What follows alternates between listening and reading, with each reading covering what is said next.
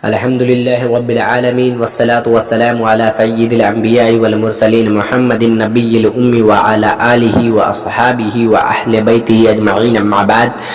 وقال الله تبارك وتعالى في القرآن العظيم: وقالوا لو كنا نسمع ونعقل ما كنا في أصحاب السعير. صدق الله العظيم. وقال النبي صلى الله عليه وسلم: لو كان جريج فقيها كما قال عليه الصلاة والسلام. میرے محترم بھائیوں، بزرگوں، دوستوں، جو اس میں پہلا سوال ہے وہ یہ ہے کہ تقلید کیا ہے؟ تقلید کیا ہے؟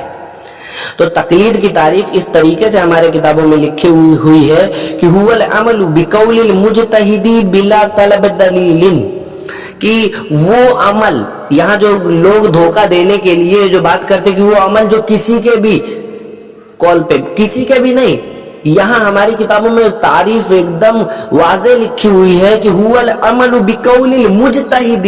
اب مجتہد کسے کہتے ہیں وہ سن لیجیے.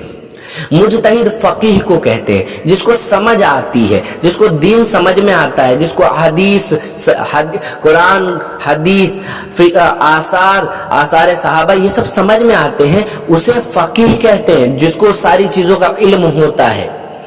اب فقیہ کی تعریف کیا ہے وہ ابھی خود اللہ کے نبی نے فرمایا، جو میں نے حدیث پڑھی کہ لو کان جریج فقیہا.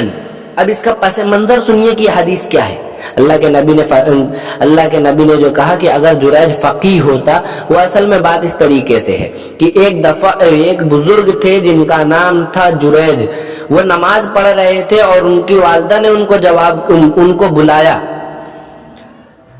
تو انہوں نے جواب نہیں دیا. نماز توڑ کے انہوں نے جواب نہیں دیا. اس پہ ان کی والدہ نے ان کو بددعا دے دی. یعنی جس کے پاس فقہ نہیں ہے، جس کے پاس، جیسے جریج نے بہت تاریخوں میں ہے کہ وہ بہت بڑے بزرگ تھے، اللہ والے تھے، سب کچھ تھے، مگر اس کے باوجود بھی ان کو ماں کی بددعا لگی تو ان کو مرنے سے پہلے زانی ہونے کی تہمت لگائی گئی، یہاں تک کہ مارا بھی گیا. حالانکہ جریج اتنے بڑے صاحب فضیلت آدمی ہیں اور اتنے بڑے اللہ والے ہیں کہ جب ان کو مار پیٹ کے برابر کر دیا گیا تو جریج نے کہا اس بچے سے ہی پوچھ لو کہ یہ بچہ کس کا ہے. تو اس بچے نے بول دیا میں فلاں شخص کا ہوں. نو مولود بچہ ان کی کرامت سے بولنے لگا. مگر اس کے باوجود کیا ہے کہ اللہ کے نبی نے فرمایا لو کان جریج فقیہا، کہ اگر جریج فقیہ ہوتا تو اپنی ماں کے بات کا جواب دے دیتا.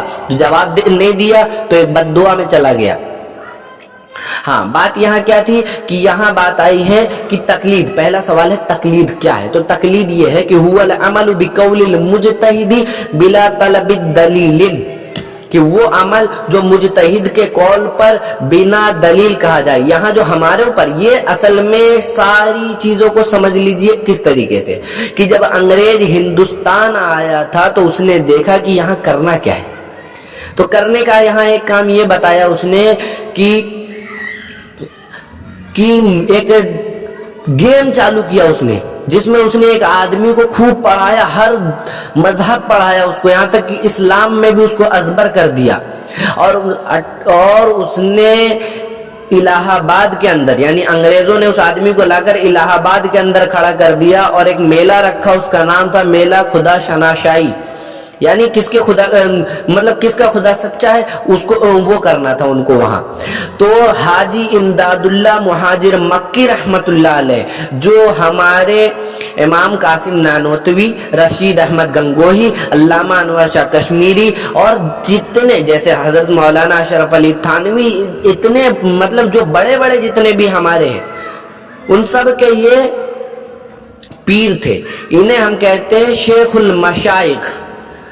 اور حاجی امداد اللہ مہاجر مکی رحمت اللہ علیہ نے جو انگریزوں نے وہ جو فاؤنڈر، اس آدمی کا نام فاؤنڈر لکھا گیا، جو میلہ خدائے شناسی میں انگریزوں کی طرف سے ان کی طرف سے مناظرہ کرتا تھا، اس کا نام فاؤنڈر تھا. حضرت نے فاؤنڈر کا کھیل سمجھ لیا اور اپنے شاگرد رحمت اللہ کیرانوی رحمت اللہ علیہ کو کہہ دیا کہ یہ جو کھیل رچایا جا رہا ہے میلہ خدا شناسائی، یہ کسی کے خلاف نہیں ہے، یہ خالص مسلمانوں کے خلاف ہے. اسی طریقے سے جو یہ ساری چیزیں جو میں نے ابھی بیان کی، یہ بائبل سے قرآن تک یہ کتاب ہے، اس کتاب کے مصنف ہیں مولانا مفتی تقی عثمانی صاحب، جو پاکستان کے شیخ الاسلام ہیں، ان کی کتاب ہے مولانا مفتی تقی عثمانی صاحب کی بائبل سے قرآن تک، اور اس کا عربی میں نام ہے اظہار الحق۔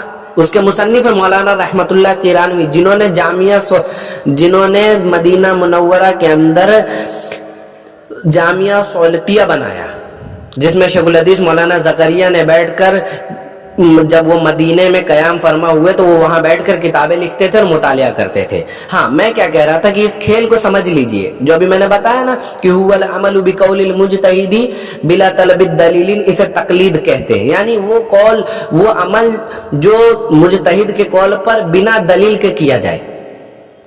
بنا دلیل کے تو ہو رہا ہے، مگر یہاں ہندوستان میں یہ بات کیوں آئی کہ کیا ہے نہیں ہے؟ یہ اصل میں یہ ہے کہ لوگوں کو اس کی 1400 سالہ تاریخ سے، جیسے شاہ فیصل نے کہا، شاہ فیصل کے پاس جب یہ شورا بننے لگی عرب کے اندر کہ فیصلہ کیسے ہو، احناف جب تک تھے تو چاروں مسلح تھے، اور ابھی فیصلے میں صرف ہم حنابلہ کرتے رہے تو کیسے ہو؟ تو شورا بننے لگی، تو چاروں اماموں کے علماء اس میں متعین کر کے ڈال دیے گئے، بڑے بڑے جید علماء کے اس میں نام گنا دیے گئے۔ تو پانچویں لوگوں نے بھی، یہ جو غیر مقلد ہیں، انہوں نے بھی کہا کہ ہم بھی جائیں، ہمارا بھی ایک آدمی ہونا چاہیے۔ شاہ فیصل نے اور شاہ فہد نے انکار کر دیا کہ نہیں، ہم پانچویں کسی امام کو جانتے نہیں۔ تو اسی وجہ سے ان لوگوں نے اپنا نام سلفی رکھا ہے، شمشاد سلفی، طالب الرحمن سلفی، ان لوگوں کو کوئی اعتبار نہیں ہے۔ اور دوسری چیز میں جو سمجھانا چاہ رہا تھا کہ مجتہد کیا ہے، تو مجتہد تو امام ابو حنیفہ بھی ہیں، مجتہد تو اسحاق ابن راہوے بھی تھے، مجتہد جو اپنے آپ کو اہل ظواہر کہتے تھے، مسلم جبائی اور ابو داؤد ظاہری، ابن حزم اندلسی، یہ سب بھی تو مجتہد تھے۔ اور میں آگے بہت ساری باتیں کروں گا، ابھی مختصر کرنا چاہتا ہوں کہ مجتہد تھے تو امام ابو حنیفہ کے خلاف باتیں کیوں آ رہی؟ امام ابو حنیفہ کے خلاف باتیں اس لیے آ رہی ہے کیونکہ ان کو حسد ہے، اور یہ امام ابو حنیفہ کی فقہ کے علاوہ کسی کی فقہ جانتے نہیں ہیں، اسی لیے اس پہ بے جا اعتراض کرتے ہیں۔ یہ کسی دن آ جائیں، ابھی میں آگے جب مسئلہ ذکر کروں گا تو میں یہ بھی بتاؤں گا کہ ان لوگوں نے، جنہوں نے اپنا نام اہل حدیث اور اہل ظواہر رکھا ہے اور سلفی رکھا ہے، یہ لوگ کسی طریقے سے جو پیچھے سے ان کے چلتے آ رہے ہیں نا، جو 5ویں 6ٹھی صدی ہجری کے بعد کے لوگ، جیسے ابن حزم اندلسی کا مسلک کیا ہے معلوم ہے ان لوگوں کو؟ ارے ابن حزم اندلسی کا مسلک ہے کہ وضو کرتے وقت چہرہ دھونا فرض ہے نا، تو ناک کے اندر اور منہ میں کلی کرنا بھی فرض ہے، حالانکہ ان کے یہاں نہیں ہے۔ میرے کو یہ ساری چیزیں الحمدللہ فقہ ازبر معلوم ہے، میں دعویٰ نہیں کرتا کہ لوگوں سے زیادہ معلوم ہے، مگر اپنے علماء سے زیادہ بھلے ہی معلوم نہ ہو، مگر ان فتنہ پرست لوگوں سے زیادہ فقہ مجھے معلوم ہے، اللہ کا فضل ہے۔ اور یہ کیا کہتے ہیں کہ مجتہد کیا ہے؟ تو ابھی مجتہد کی تعریف تو ہماری پرانی کتابوں میں بھی لکھی ہوئی ہے، جیسے آپ اٹھا کر دیکھ لیجئے ابن عبد البر رحمۃ اللہ علیہ کی موطأ امام مالک کی شرح التمہید میں لکھا ہوا ہے کہ مجتہد کو برا بھلا کہنے والوں کے بارے میں ڈائریکٹ انہوں نے لکھا کہ مجتہد کو جو نہیں مانتے اس کے بارے میں انہوں نے لکھ دیا کہ کیوں نہیں مانتے، لِأَنَّ الْمُجْتَهِدَ لَا يَجْتَهِدُ إِلَّا بِالْقُرْآنِ وَالسُّنَّةِ، کیا مجتہد جو ہوتا ہے، وہ اپنے وقت کا جو مجتہد ہوتا ہے، وہ کیا بنا دلیل کے بات کرتا ہے، بنا قرآن و سنت کے بات کرتا ہے کیا وہ؟ تو یہ جو لوگ آج آ کر کھڑے ہو گئے اور کہتے ہیں امام ابو حنیفہ غلط ہے، ان کا بھی جواب آگے آئے گا، مگر یہاں اتنی بات کو سمجھ لیجئے کہ تقلید وہ ہے کہ مجتہد کے قول کو فالو کیا جائے بلا طلب دلیل۔ اور آگے تو بہت سارے سوال ہیں، آگے ایک سوال ہے کہ آدمی کو مقلد کب تک رہنا چاہیے؟ تو بیٹا جب تک تمہیں مسلمان رہنا ہے اور جب تک تمہیں اپنی آخرت کو سنبھالے رہنا ہے، تب تک تمہیں مقلد رہنا چاہیے۔ میں یہ نہیں کہہ رہا کہ جو غیر مقلد تھے تو غیر مقلد بھی تھے، ابن حزم اندلسی تو تمہارے جیسے جاہل نہیں تھے جو امام ابو حنیفہ کو گالیاں دیتے تھے، یا تمہارے جیسے جاہل نہیں تھے جو 1400 سال سے جو اسلاف کا مسلک چلا آ رہا ہے اس کے خلاف کوئی بات کرتے تھے۔ میں زیادہ باتیں نہیں کرتا، بس اس میں ایک سوال کا بتانا مقصد تھا، وہ یہی کہ تقلید کیا ہے؟ تقلید وہ ہے کہ مجتہد کے قول کو پر عمل کیا جائے، اسے کہتے ہیں تقلید۔ اور مجتہد کیا کرتا ہے؟ مجتہد ماخوذ جو مسائل قرآن و سنت سے نکل رہے ہوتے ہیں اسے عوام کے سامنے رکھ دیتا ہے. مثال کے طور پر حدیث میں ہے کہ مکھی جب گر جائے پینے کی چیزوں میں یعنی مشروبات میں مکھی گر جائے تو اس کو ڈبا کر نکال کر پھینک دینا چاہیے، کیونکہ اس کے دائیں پنکھ پہ شفا ہے اور بائیں پہ مرض یعنی بیماری ہے. اب اس سے کوئی جا کر محدث ہی سے پوچھ لے مچھر گر جائے تو، ان جیسا غیر مقلد کوئی پوچھ لے کہ آپ نے 10 سندوں سے مکھی والی روایت سنائی ہے مگر مچھر گر جائے تو کیا کرنا ہے، اس کو ایک ہی سند سے سنا دو تو وہ محدث ہی اس کو کچھ چڑھا کر مار دے گا، پھینک دے گا. میں اس لیے کہہ رہا ہوں کہ چلا کر مار دے گا یا پھینک دے گا کہ اس کا دماغ، وہ کہے گا کہ تمہارا دماغ خراب ہو گیا. اور ایسے لوگوں کے لیے محدثین ایک ہی قاعدہ کہتے ہیں کہ جو اللہ تعالیٰ نے خود نے بتایا ہے کہ اذ یخاطبون الجاہلون قالوا سلاما، کہ جب ان جیسے جاہلوں سے واسطہ پڑ جائے السلام علیکم ورحمۃ اللہ، وعلیکم السلام ورحمۃ اللہ تک ہی رہنا چاہیے. مگر اب یہ ہمارے اوپر قرض آ گیا، اس لیے اس کو لوٹانا بھی مقصود ہے. بات یہاں یہ چل رہی تھی کہ دائیں پر شفا ہے اور بائیں پر مرض ہے. اسی وجہ سے یہاں سے محدثین نے قاعدہ نکال دیا کہ بھائی وہ چیز جس کے جسم میں چلنے پھرنے والا خون نہ پایا جاتا ہو، وہ چیز اگر مشروبات میں گر جائے تو اس کے نکال کر پی لیا جائے، ویسے ڈبا کے نکال کے جو حدیث میں طریقہ بتایا گیا ہے. بس اتنی سی بات کرتا ہے مجتہد کہ بھائی وہ تھوڑا سا فہم لگا کر قاعدہ کلیہ بیان کر دیتا ہے یا کوئی ضابطہ نکلتا ہے اسے بیان کر دیتا ہے، یہ مجتہد کا کام ہے.